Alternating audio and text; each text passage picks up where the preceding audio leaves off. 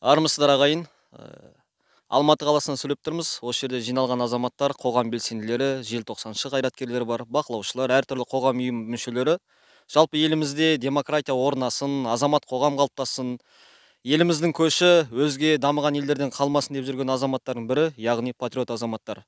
Біз бүгін жиналу себебіміз тәуелсіз журналист, кеше ғана қаңтардың ақ қарасын айтам, жеткізем, халықтың мұң-зарын жеткізем, жазықсыз ешкім қамалмасын, қамалса нағыз қылмыскер қамалсын деп қаңтар оқиғасын картинасын, яғни сыртқа жеткізіп, журналистік өзінің негізгі жұмысын адалынан атқарған азамат, отаншыл белсенді азамат, кеше ғана сайлауда үміткер болған Думан Мұхаммед-Кәрімнің қамауда жатқаны біздерді алаңдатады. Ондай азамат жалпы қамауда жатпау керек. Ол халықтың көзі болды, халықтың құлағы болды. Кезінде аталарымыз айтып еді, бас кеспек болса да тіл кеспек жоқ деп.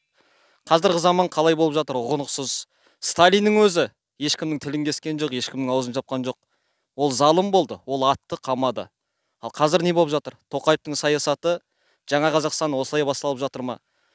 238 азаматтың қанымен басталып, артынша сол азаматтарға араша болып, ата-анасын зарын жеткізген журналисті қамау, ол біздің елді кері бағытқа қарай құлдыққа апару деп есептейміз. Сөз бостандық сақталу керек. Біз міне бүгін жиналдық. Бізге жанымызға батады Думан қамауда жатқаны. Біз Думанды үйғамаққа, болмаса жеңілдікпен босатсын деп айтпаймыз. Ондай азаматқа қылмыстық құрам жоқ.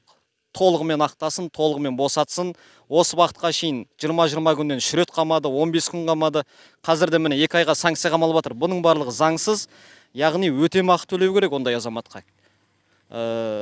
Өкінішті, оның әріптестері үндемей жатқан өкінішті. Кеше ғана Мақсат Толықбайлар журналист саясатпен айналыспау керек, журналист партияның мүшесі болмау керек деген азамат бір емес, өзі байқамай 2 партияның мүшесі болып кетті. Адалға кірдім деп еді, ең аяғында қадал емес, аманатқа кіріп кетті. Сол азамат міне қазір депутат болып отыр ғой.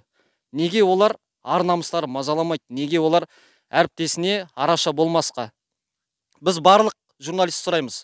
Елімізде жылына мыңдаған журналист оқуды тәмамдайды. Соның ондағаны ғана арлы шығар. Сол арлылардың өз үні жеткілікті біздің елде. Барлық журналисті, барлық азаматтарлы, барлық қалаларды сұраймыз.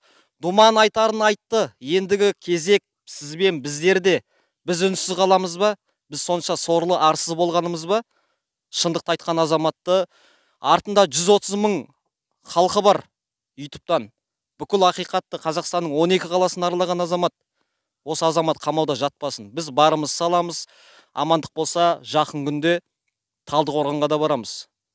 Абақтысының алдында түнейміз қажет болса. Қазақты үйде тігеміз керек болса. Бұл азаматты босатуымыз керек. Барлық Думанды танитын, тіпті танымасаң да, ақиқатты қалайтын азамат болсаң, қатарға қосыл, араша сұра. Жаңаөзен, Ақтау, Маңғыстау облысы жалпы, Атырау, Семей, Астана, Шымкент, Тараз, қай қала бар, бүкіл белсенділер үндеріңізді шығарыңыздар. Думан әр қайсылардың қалаларына барып, әр қаладағы қаңтаршыға алаңдаған азамат. Әр азаматтың өмірі Думан үшін маңызды болған. Енді біз үшін Думанның өмірі маңызды. Күшіміз бірлікте, осы азаматтар барлығын қолдаймыз Думанның босауын. Думанға бостандық талап етеміз.